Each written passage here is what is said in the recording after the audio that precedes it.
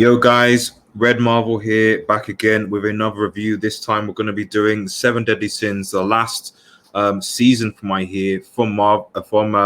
Netflix, Dragon's Judgment. But before we get into it, if you're new to the channel, remember to like, share, and subscribe to Red Marvel.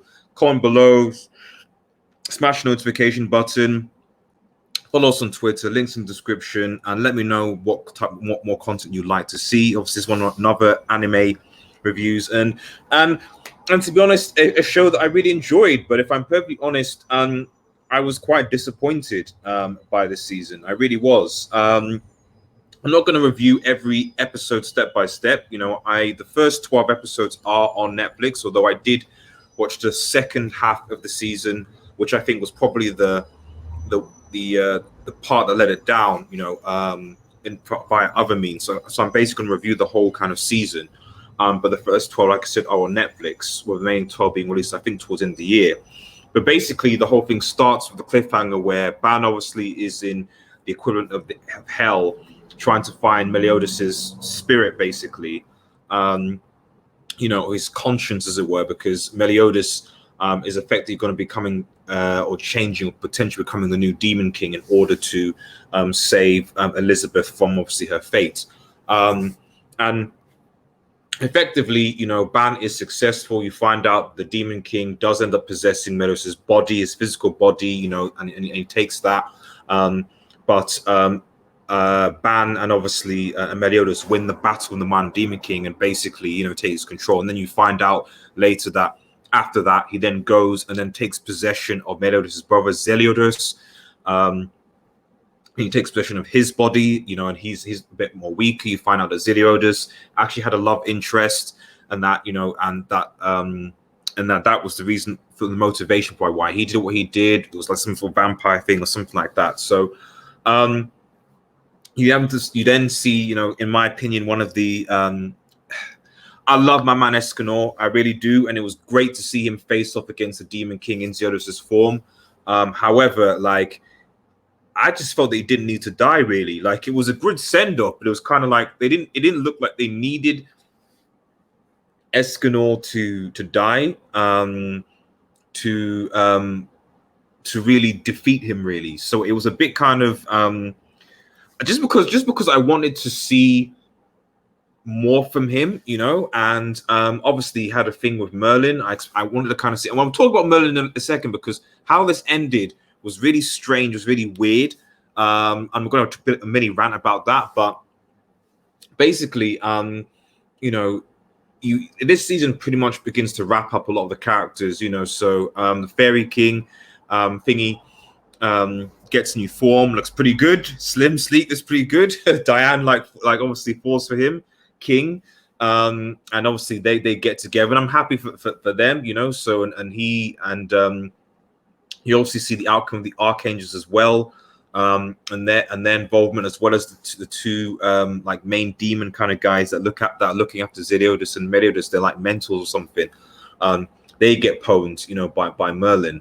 But like I said, there's a lot of, the main thing about this season, obviously, there's a lot of wrap-ups for accounts, which is good, and you do see endings of things. But I guess I just expected just a bit more. I think one of the things that let this down is that I think the second half of the season, like last 12 seasons, it's almost like it's repeating the same thing in the first 12, where you just go from, the Demon King possessing Meliodas to obviously his brother, and it's kind of a patchwork repeat. I felt that it would have been nice to see more of the Supreme Deity coming in, because they talk about the Demon King, the defeat the Demon King, but you hear about the Supreme Deity, which is the sort of the main angelic sort of side from the angelic world, also cursing Elizabeth and Meliodas. So why didn't we see more of her involved in what they were doing? I don't know. It would have been good to see. I think as well, in the latter half of the season as well, you find out that Merlin kind of orchestrated things to get what she wanted, because when she was younger, she fell for Meliodas when she was a kid, because Meliodas did something good for her, and then she fell for him, and then she then saw that Elizabeth, and she didn't want to. She obviously respected Meadows, Elizabeth's wishes, etc. But her like love for Medius went into her kind of pursuing chaos, which she then uses to resurrect Arthur or bring Arthur back, who's supposed to be the king of chaos or something like that. It was just weird. Like it just you could have finished the ending at the end of defeating the Demon King, but they brought this in to really mess with Merlin's character, and I think it really let the season down as a whole, because it almost felt like the whole thing up until this point was a bit of a ruse, and the sort of weird chaosy demon creature that was chaotic random basically gets, it's like, okay, this might be interesting, and then gets killed off in 2-3 episodes. So it felt very, that segment of what I'm saying felt very rushed and felt very condensed. If they were going to really explore that, because they go into the fact that Merlin basically, when they lift the curse from Elizabeth, which is lifted in the beginning of the season, you find that it's Merlin that brings it back, and it's like, what? And I can sense, and you can sense the betrayal in the 70 Sins of what they were doing, but the motivation behind Merlin's is just whack, to be honest. Especially when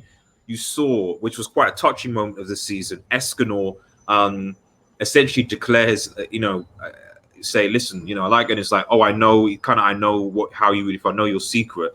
And then she kisses Escanor and feels the burn to remember him. And it's like, why didn't you tell me sooner? And it's like, bro, Merlin, man, you're so obsessed by this vision of bringing chaos back that you were so clueless to what Escanor was doing. So yeah, that was weird, if I'm perfectly honest. And then Merlin kind of stays with Arthur, and they do their thing. It's just strange, but anyway, the final ending, obviously seeing Meadows' kid and obviously the wedding and everything like that being resolved, I think that was quite nice. So it was nice that everything was kind of rounded up. Obviously, got the endings, and yeah, I think overall, for me, I don't think this was the best season. I think it could have been a lot better. I am hearing news that they're going to release a movie, which might be the definitive chapter, which I'm looking forward to, because maybe that might bring a bit more closure to this and a bit more clarity. But all in all, 7 Deadly Sins, man. I would say it probably wasn't the strongest of seasons, but I still think it's a really good watch. I'd probably give it an average 6. The fight scenes obviously were, I think, we all come to watch the fight scenes of fight, and Escanor versus anyone is always sweet. But yeah, watch it at home. It's just like I said, it's average, but I think it's watchable. And if you want a definitive or a wholesome conclusion to 7 Deadly Sins, yeah, it's worth it. Anyway, guys, let me know what your thoughts are. I know it's a bit jumbled, but it was a jumbled season, if I'm perfectly honest. Remember to like, share, comment, subscribe. Let me know your thoughts in the comments below. Have a nice day, everyone, and cheers.